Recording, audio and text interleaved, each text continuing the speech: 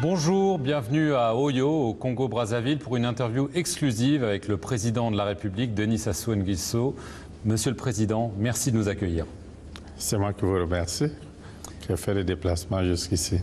Bonsoir, édition spéciale, une édition que nous allons ce soir exclusivement consacrer à la dernière intervention du chef de l'État à France 24. Retenez qu'il y a quelques jours, le président Denis Sassou Nguesso était l'invité de France 24 et au cours de cette invitation, le chef de l'État est revenu sur les grandes questions qui touchent à la vie intérieure et internationale. Mais retenez que pour ce soir, moi et Dominique Azy de Marseille, nous allons tenter de revenir en profondeur sur les questions qui touchent principalement à la situation dans le département du Poul. Nous allons essayer de revenir sur cette problématique de prisonniers politiques. Le président de la République est revenu sur ses entrefaits. Et puis, nous allons essayer de projeter et voir ce qu'il en est exactement sur l'organisation annoncée des élections législatives au cours du mois de juillet. Alors, Dominique Azy de Marseille, le président a fait des annonces importantes, mais la question qui nous a particulièrement intéressés, c'est celle sur la situation dans le département du Poul. Le président est revenu et a déclaré qu'il n'y avait en réalité pas de situation, pas de problème dans le département du Poul. En tant qu'analyste politique, comment interpréter finalement cette déclaration du président Denis Sassou Nguesso? Jean-Pierre Goma, il faut restituer les faits. Notre collègue de France 24, en venant réaliser cette interview, n'appelle pas la réalité du terrain. Et notre métier nous exige d'être sur le terrain. Qui n'a pas fait d'enquête n'a pas droit à la parole, c'est un proverbe chinois. Et c'est d'ailleurs à ce niveau-là que le président l'a invité. Si vous aviez assez de temps, vous aurez pu descendre sur le terrain. Et puis vérifier. Que dites-vous à propos des critiques sur les exactions des forces de sécurité? On a vu un rapport récent du département d'État américain qui parle d'assassinats, de torture, dans le Poul notamment, en raison de ces opérations. Est-ce que c'est quelque chose dont vous êtes conscient, que vous comptez empêcher, punir? Je ne peux pas empêcher quelque chose qui n'existe pas. Je peux vous dire que vous êtes ici au Congo, vous êtes journaliste, et si vous aviez le temps, je vous ai donné l'occasion de vous rendre dans le Poul. Dans le Poul, les populations qui y vivent sont sous la protection de la force publique. Donc le département d'État américain, je ne suis pas sûr que le département d'État américain ait enquêté, ait envoyé une mission dans le Poul. Je ne suis pas sûr. Je crois Ils inventent. C'est une grosse erreur. Il y a beaucoup de phénomènes de manipulation dans le monde. Je ne reviens pas là-dessus. Je lance le défi à tous ceux qui ont publié ces rapports de venir au Congo et de se rendre dans le Poul et d'entrer en contact avec les populations et de prouver que là-bas, c'est l'inverse, ce ne sont pas les éléments de la force publique qui protègent les populations, et c'est l'inverse. C'est plutôt les populations qui redoutent les exactions des miliciens de Toumi et qui sont placés sous la protection de la force publique, y compris ceux qu'on a été obligés de déplacer justement pour les protéger. Donc, les faits sont lesquels? L'élection présidentielle s'est déroulée, tel qu'on le sait, le jour de la prestation de serment. Quand le président dit ce n'est pas une crise politique dans le Poul, je donne raison au président de la République. Une élection présidentielle terminée, un chef d'État élu, il va prêter serment. Un citoyen, je dis bien un citoyen, je dis un citoyen, pas un candidat, prend les armes et s'en prend au symbole de la République. Un citoyen, il s'appelle Frédéric Binsamou Alain Toumi, prend des armes, s'en prend au symbole de la République. Qui a été d'ailleurs à un moment donné collaborateur même citoyen. Citoyen tout à fait, parce qu'on insiste, puisqu'on pense, il y en a qui pensent que quand on dit c'est pas politique, pourquoi? Un citoyen de la République, Toumi, quand il prend les armes le 4 avril, et pour mettre Brazzaville Sud à feu à sang, il n'est ni candidat à l'élection présidentielle, il n'est ni autorité vêtue d'un certain mandat politique, c'est un citoyen qui prend une milice et qui attaque. En ce moment-là, dites-moi, si un citoyen de la République, dans n'importe quelle région, prend les armes, s'en prend au symbole de la République. Pourquoi vous pensez que ce problème est politique? Non. C'est du banditisme de grand chemin. À la rigueur, comme le chef de l'État le dit, c'est du terrorisme. Mais ce serait une crise politique si un candidat à l'élection présidentielle, en l'occurrence, je prends le cas de Kolela, et qui était un candidat originaire du Poul, et pour lequel Bin Sabo a été directeur du cabinet. Imaginez Kolela dit, je conteste l'élection, je m'en vais attaquer les symboles, on aurait cru que le débat est politique. Il faut qu'on restitue les faits. Ici, Bin Sabo, qui a été directeur de campagne de Kolela, et Kolela qui a reconnu la victoire du président Sassou. Mais d'où vient-il que Ntoumi prenne les armes pour aller en guerre? En ce moment-là, Jean-Pierre Goma, comment vous pouvez, quelle que soit votre intelligence, comment pouvez-vous situer un citoyen qui prend les armes, qui attaque les gens, et vous dites que c'est politique? Tous les bandits qui sont dans la rue aujourd'hui, quelqu'un peut prendre ce matin, nous dormons là, et le lendemain matin, quelqu'un se réveille, prend des armes, attaque un commissariat, attaque une station d'essence, vous dites que c'est politique. Non. Ne mélangeons pas. Voilà pourquoi le chef de l'État dit ce qui se passe dans le Poul, ce n'est pas une crise politique. Parce que les acteurs, celui qui a déclenché cette guerre-là, n'a aucun préjudice politique sur l'élection présidentielle. Puisque dit-on qu'il proteste les résultats. Est-ce qu'il est candidat? Non. Mais de l'autre qui n'est pas candidat. Pourquoi situe-tu dans ce cadre politique? C'est ce que le chef de l'État dit. Le pasteur Bin Samou était même l'un des soutiens principaux, l'un des candidats. C'est un soutien déclaré de l'un des candidats et qui a participé à l'élection librement et a même formulé des recours à l'issue du scrutin en direction de la Cour constitutionnelle. Ce candidat est libre. Il s'est même rendu en France il n'y a pas longtemps. Et ce candidat-là, après la décision de la Cour constitutionnelle, a reconnu les conclusions de la Cour constitutionnelle. Donc, M.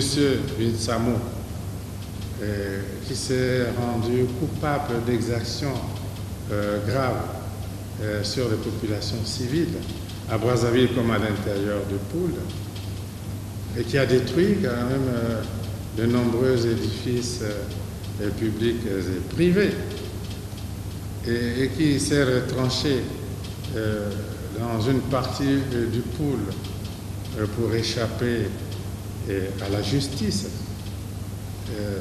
et qui a pris, je dois le dire, en otage des populations civiles dans le Poul pour en faire des boucliers humains. Alors, Bin Samou et ses milices ne sont que des bandits qui sont recherchés par la justice. Que se passe-t-il finalement dans le Poul? Mais il se passe que... Il n'y a pas une situation politique. Alors qu'est-ce qui se passe finalement? Il se passe que quand ce bandit de grand chemin prend les armes, il attaque la République, il se retranche où? Dans son vivier naturel. C'est comme moi, je prends les armes, j'atteins les symboles de l'État, je me tourne dans ma région. C'est du terrorisme, ça, alors? Du terrorisme. Mais qu'est-ce que l'État fait? Mais l'État n'est pas vacant, le pouvoir n'est pas vacant. En ce moment, quand vous attaquez l'État déploie la force publique. Ce qui se passe dans le Poul, l'État a déployé la force publique pour poursuivre un terroriste. En ce moment-là, l'État cherche le terroriste. Mais l'État fait comment? On lui dit non, vous le caressez trop. L'État dit non, mettons la forme pour que nous ne mettons pas en désaccord avec les accords internationaux, de telle sorte que l'armée doit chercher Ntoumi en respectant les populations. Il ne s'agit pas de tuer les gens en masse, mais de les chercher doucement et mettre la main sur lui. Alors, pour rester en phase avec les déclarations, la dernière déclaration du président Denis Sassou Nguesso à France 24, je vous propose de suivre cet extrait sélectionné pour la circonstance. Il faut d'abord dire qu'il n'y a pas de crise politique ni de crise post-électorale dans le Poul. Et le pasteur Bin Samou était même l'un des soutiens principaux, l'un des candidats. C'est un soutien déclaré de l'un des candidats et qui a participé à l'élection librement et a même formulé des recours à l'issue du scrutin en direction de la Cour constitutionnelle. Ce candidat est libre. Il s'est même rendu en France il n'y a pas longtemps. Et ce candidat-là, après la décision de la Cour constitutionnelle, a reconnu les conclusions de la Cour constitutionnelle. Donc, M.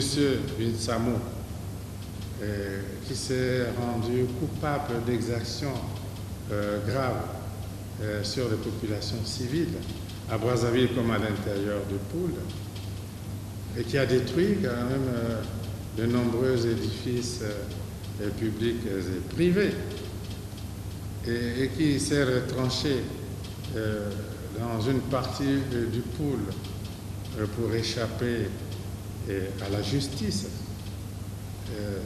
et qui a pris, je dois le dire, en otage des populations civiles dans le Poul pour en faire des boucliers humains.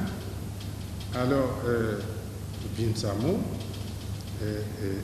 et ses milices ne sont que des bandits qui sont recherchés par la justice. Alors voilà, et dans l'extrait que nous venons de suivre, Aziz Dominique de Marseille, il y a la question qui est implicitement posée au chef de l'État. Faut-il négocier avec le pasteur Ntoumi? Non, non. Non, parce que l'État n'est pas faible. Un État dirigé par un homme qui a une expérience politique colossale, qui a géré des crises ailleurs, qui connaît ce que ça veut dire. Si l'État se met à négocier avec un terroriste, l'État est faible. Est-ce que vous êtes prêt à négocier avec lui? Négocier avec les terroristes, non. Parce que le dialogue dans notre pays est institué par la Constitution, il est organisé et on ne dialogue qu'avec les forces de paix. Je ne connais pas au monde de gouvernement qui ait accepté de négocier avec les terroristes qui s'attaquent aux populations, aux édifices publics, aux infrastructures d'État, etc. Je n'en connais pas. Quand notre collègue de France 24 pose cette question, j'aurais bien aimé que je lui fasse la question de savoir, mon frère, la France a négocié avec Salah Ben Abdallah? Non. La France a négocié avec les frères Kouassi? Non. Mais pourquoi la France ne négocie pas avec ceux qui s'attaquent au symbole de la France? Mais parce qu'on ne négocie pas avec les terroristes. Donc lui, en posant cette question au président Sassou, il n'a pas d'abord regardé le rétroviseur de la vie politique française pour dire, en France, on ne négocie pas. Mais je ne vais pas l'initier dans le cas du Congo. Le président Sassou ne veut pas quand même aller négocier avec un pasteur qui s'appelle Ntoumi, descend la République plus bas que terre, parce qu'on veut négocier avec Ntoumi. Non. Les raisons de la négociation auraient pu avoir lieu si le problème est posé. Il était, avant l'attaque vue, c'est un problème politique, on a utilisé les sages, on a utilisé tous les canaux, on n'a pas pu en dire allons à la négociation. On se réveille un bon matin, je dis bien un citoyen, il faut savoir placer les cas Jean-Pierre Goma. Citoyen, il prend les armes, attaque la République et vous allez négocier. Quand on dit terroriste, qu'est-ce qu'on appelle terroriste? C'est un monsieur qui prend les armes, qui attaque sans raison pour des obédiences, que ce soit ces obédiences, que ce soit religieuses, que ce soit culturelles, il attaque. Alors que faire finalement? Mais question fondamentale. Non, il faudrait bien que la force publique tienne le coup. Il faudrait bien que la force publique raccourcisse la difficulté, la misère des citoyens pour dire on prend trop du temps et plus que le temps passe, les gens meurent. Il nous faut imaginer d'autres stratégies parce que notre problème n'est pas d'être toujours à la défensive. On ne peut pas gérer cette affaire à la défensive. Il faut aussi aller à l'offensive. Offensive dans tous les plans pour dire comment faut-il faire pour régler cette crise-là. Mais il n'est pas question de négocier. Le chose était clair. On ne négocie pas avec un terroriste. Aucun pays au monde ne l'a fait. Alors, autre aspect abordé par le président de la République, c'est évidemment la question des prisonniers politiques. Et à ce sujet, je vous propose en rappel la déclaration du chef de l'État. Les responsables qui sont aujourd'hui entre les mains de la justice ne le sont pas parce qu'ils sont des personnalités politiques. Ce ne sont pas des prisonniers politiques. Ils ne sont pas des prisonniers politiques. Et la plupart d'entre eux ont pris part à l'élection présidentielle. Ils ont battu campagne et n'ont pas été élus, ça c'est une autre histoire. Mais ils sont des prisonniers de droit commun parce qu'ils ont été rendus responsables d'actes extrêmement graves. Certains de ces actes ayant même été posés avant l'élection présidentielle. Ce n'est pas parce qu'ils sont des politiques.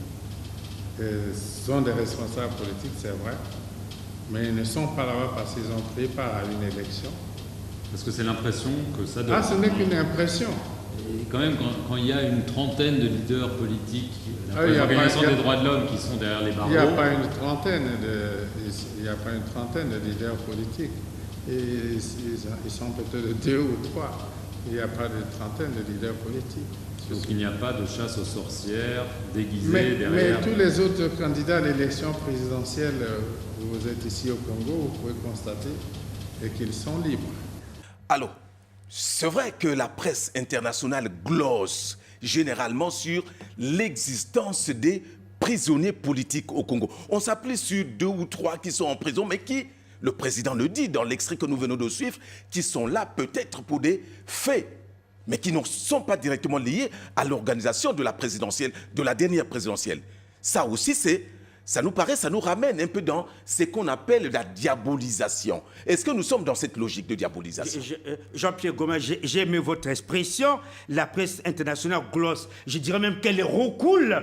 Elle roucoule parce que quand un journal de cette dimension arrive, il dit à des prisonniers politiques. J'ai toujours dit, quelle que soit notre obédience, quel que soit notre parti pris, repartant aux dispositions de la loi.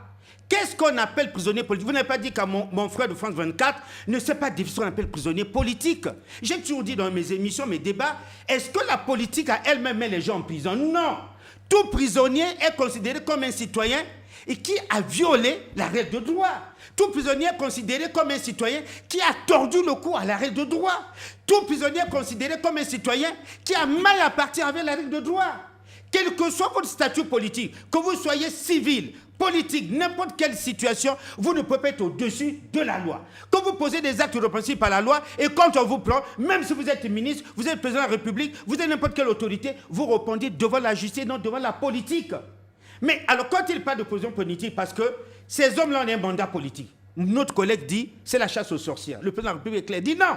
Ils étaient combien? 11, Jean-Pierre Goma. Ils étaient 11 candidats. Mais il n'y a à ce jour que 2 qui sont aux arrêts. Les 2 qui sont aux arrêts, mais il y a 9 quand même, excepté le chef de l'État, il y a 8 quand même qui sont en liberté. Quelle est cette chasse aux sorcières où vous laissez 8 en liberté et vous en prenez 2? Ça veut dire que quand on fait l'équation, nos collègues de la presse internationale n'ont peut-être pas l'information. Voilà pourquoi j'ai dit, avant d'aller pérorer sur les plateaux, avant d'aller roucouler sur les plateaux, essayez un peu de faire le point, essayez un peu d'aller sur le terrain, avoir l'information pour ne pas faire le porte-voix d'une opposition qui n'a que maille à partir avec les dispositions du droit, ou qu'une opposition qui joue le jeu de qui doit le là que je m'y mette. Si vous jouez ce jeu-là, vous devenez un journaliste de bas niveau, un journaliste de bas échelle, vous faites de la presse de quel niveau? Or, ce n'est pas la peine de montrer qu'on est journaliste adultérin. En ce moment-là, vous avez biaisé la profession. Parce que dans le cas précis, vous avez 11 candidats à l'élection présidentielle. Vous avez un qui a gagné.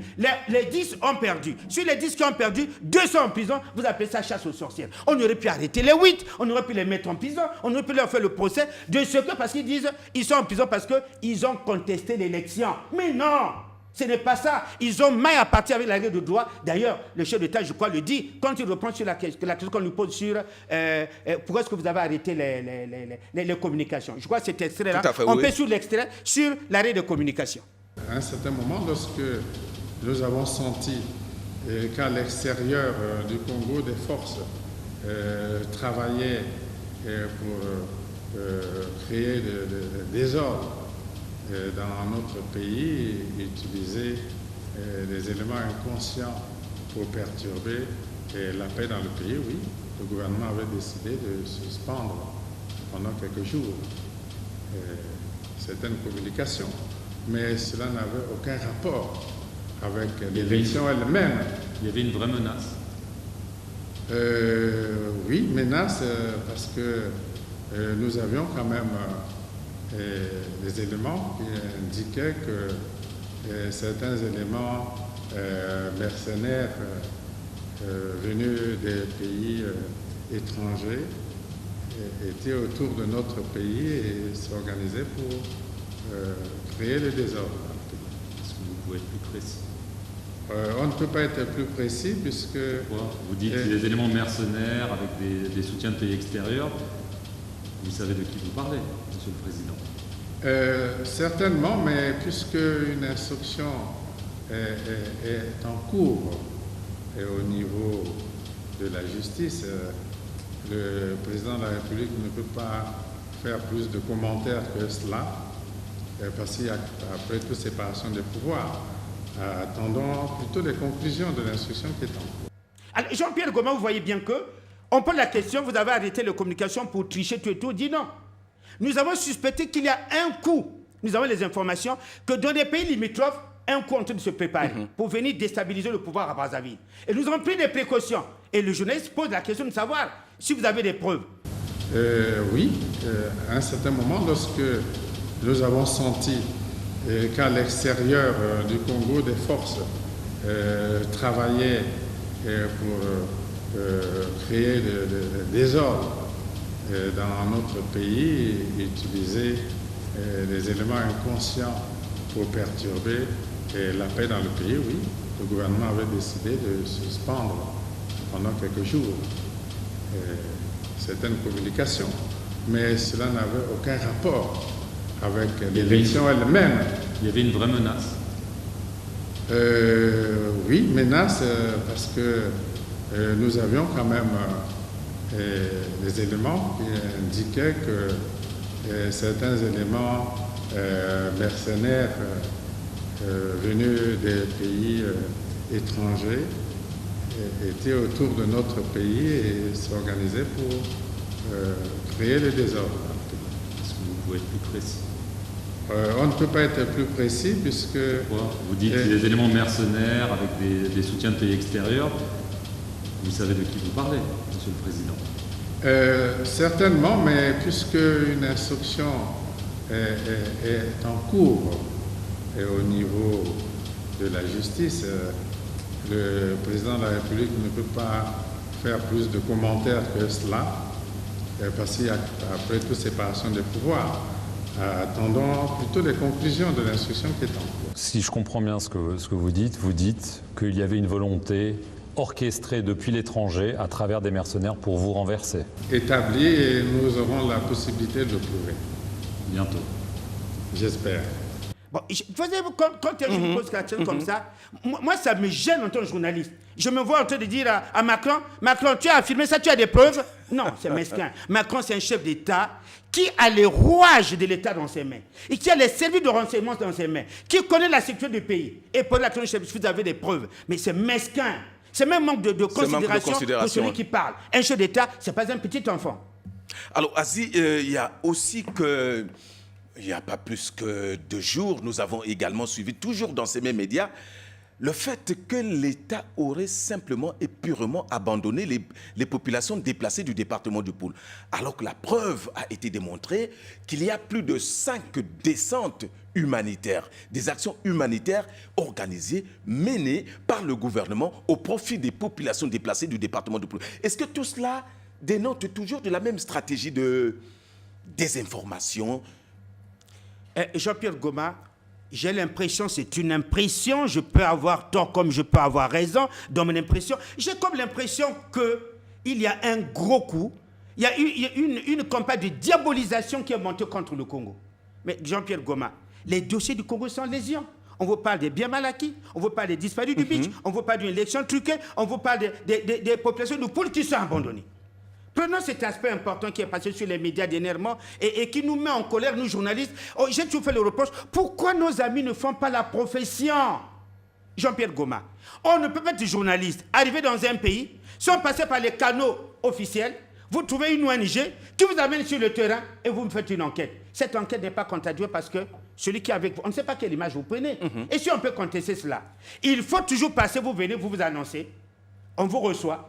On vous donne des personnes officielles qui vous accompagnent. On ne vous a pas dit, on vous censure, non. Parce que quand vous parlez un peu, vous dites, nous avons été accompagnés soit par le ministre de la Justice, soit par le ministre de la Sécurité, soit par le ministre des Affaires sociales.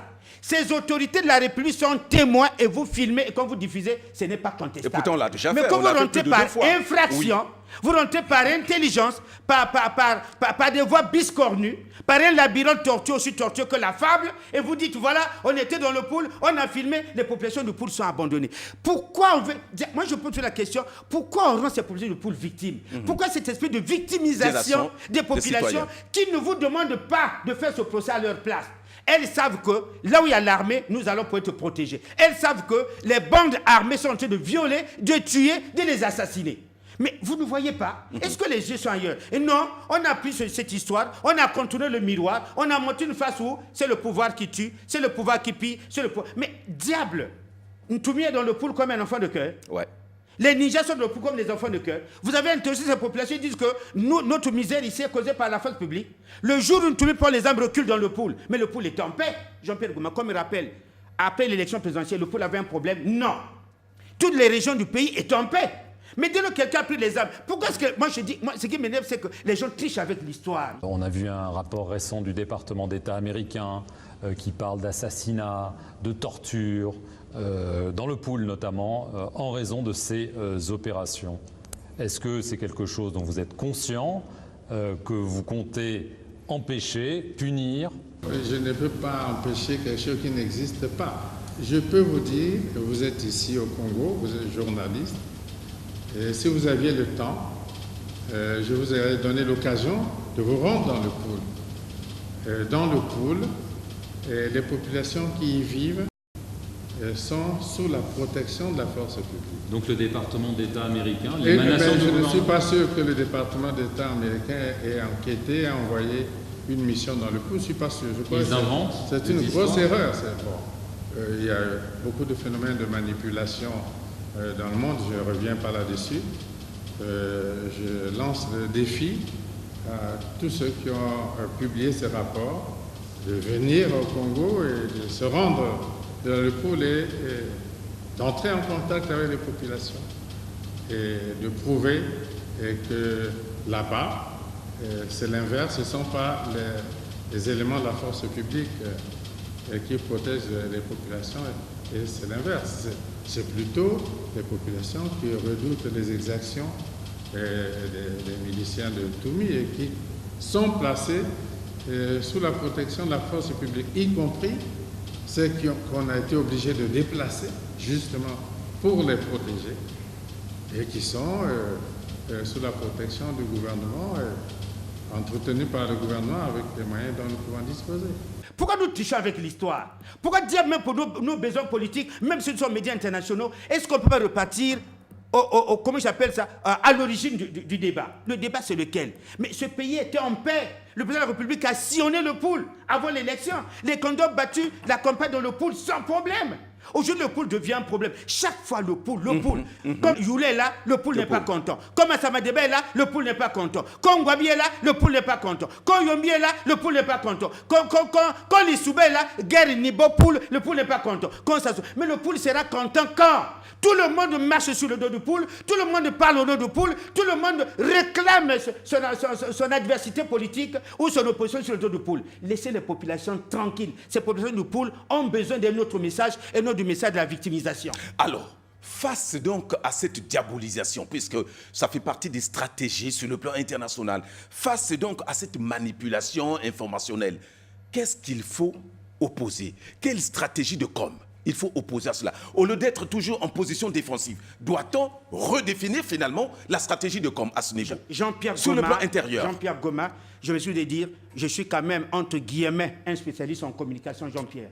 La communication appelle la communication. Face à une opinion, il faut une autre opinion. Parce que, retenez ce proverbe, on n'écoute que celui qui parle. Si l'autre a parlé, on t'a pas écouté, mais il n'y a qu'un seul son de cloche.